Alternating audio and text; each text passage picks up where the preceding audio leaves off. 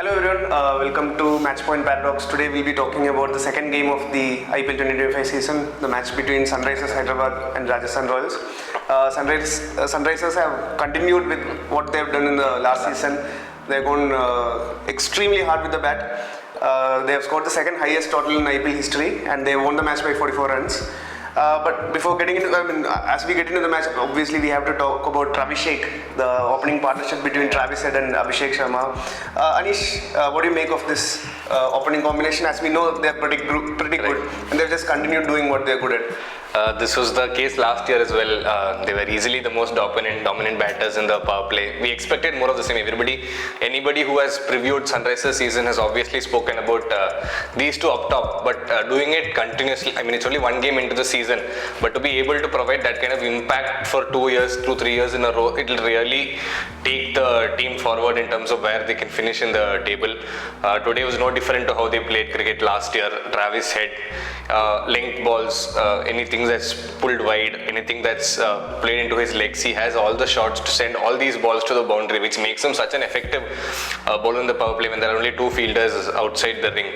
And despite Abhishek not really scored quick runs, but it was very small innings from him, but Head ensured that at the end of the 6-over mark, they scored 94 for 1, which is their third highest total in the power play and the fifth highest overall.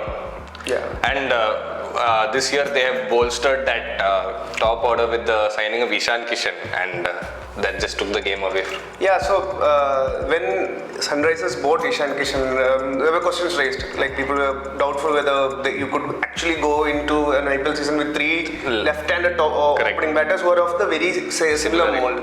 But I think today gave us the answer for it. Rajasthan started with Tikshana, hoping that the off break will help them target against the left-handers, but it was no use. Ishan Kishan settled in immediately, started scoring boundaries almost every over he faced, he scored a boundary. He kept the runs coming and got to his first 100 of his IPL career, and seems like he has gelled into the Sunrisers unit pretty smoothly. And it's going to be bad news for all the bowling units across the league. You get one of Abhishek or Travis Head out, and then walks in Ishan Kishan, who's practically the same player. It's like respawning in a computer game. Correct. So you have three great top order batters, and then comes Nitish Kumar Reddy, who's also seems like he has upped his striking skills. Then comes Klassen. So the top five, all five of them scored at more than 200 runs per 200 strike rate. So you can imagine what's going to happen for the next. Correct. But as good as Sunrisers were today, the Rajasthan Royals bowling were a complete letdown. Correct. Led obviously by Jofra Archer, who has the dubious record of most runs considered in innings in IPL by a bowler. Anish, what do you make of Rajasthan Royals bowling? Where did they go wrong? I think first of all, like right after the auction, we knew that they are slightly maybe short in terms of spinners. They had only two foreign options, Tikshana and Hasranga. And if you had to play both of them in the playing 11, that means you were going short somewhere else. They obviously needed to play a foreign fast bowler. They paid big bucks for Archer, so which meant that somewhere else you had to throw an Indian name in.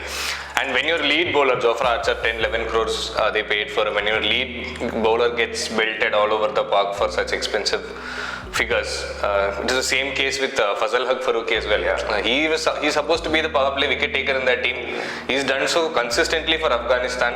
Did well for SRH in the matches he played well as last year as well. But once you start scoring against Fazal, he doesn't have the ability to bowl through the middle. I guess he's more a power play and then comes back at the death to finish his quota. So once they started run scoring in the power play, and Mahesh Tikshana is not really a spinner of the ball. He's more like a defensive spinner. Will make sure that you don't concede a lot in an over, but not really the wicket taking ability. So once that went out of hand, I think... and they didn't have Hasranga also. Correct. So with one spinner on a pitch that was pretty flat, there was no turn at all for Tikshana. Not really like the ball was stopping and coming. The slower balls were actually hittable. People just waited for them and waited for the ball and were able to hit it straight down the ground as well. So big question marks over the Rajasthan bowling attack heading into the remaining games of the season. And Parag ideally should have bowled, but he could not. And Nitish, they were forced to go to Nitish. So as a T20 team, if Nitish Nitish Rana is your sixth bowling option, then I think that's a big question mark. Maybe I think Parag might be carrying an injury, which is why he didn't bowl, but they look really short in terms of the spinners department. The second inning started, probably expected a meek surrender from Rajasthan, looking at how big the total was on the board, but it wasn't the case. I think they batted really well to get to where they were, ending at 242. So how did you see that chase pan out? So considering the fact that they lost 3 of their best batters in the power play, to get to 240 is a good effort, great effort. So the way Sanju started off, he started pretty well, got a lot of boundaries in the power play. More importantly, the way Dhruv Jurel batted. So Jurel promised a lot in the 23 season, but in the 24 season was not a great one for him, but this is a good start. Third IPL 50. Samson scored pretty well, but then slowed down in the middle overs.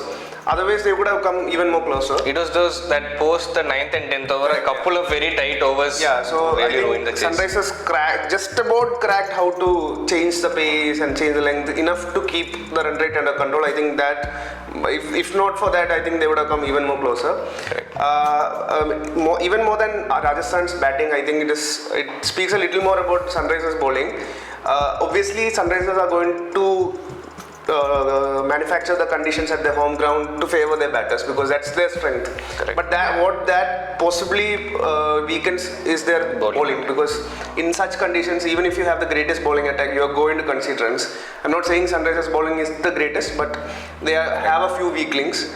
As in Samba bowled decently today. Correct. Good. Harshal was also okay, but even Cummins went for a lot of runs. Yes. So this particular ploy of going extremely batting oriented at their home ground could possibly go wrong at some point. Correct. And in the away games also, they would probably have to bowl better than what they have done today. If they have to go all the way, do one better than what they did. See, Sunrisers. High risk, high reward strategy is pretty good for a league. Yeah, it's pretty good for a league tournament because more often than not you will come good. You will eventually get to the required number of points. But what differentiates would be the playoff knockouts. Correct. Like even last year final, once they lost Abhishek early in the power play to Mitchell Stark, that probably derailed their first innings and quite an easy chase towards the end it was. Correct. So that's it from the Sunrisers Hyderabad versus Rajasthan Royals game. We'll be covering more of IPL. Please follow Sportstar for more such content.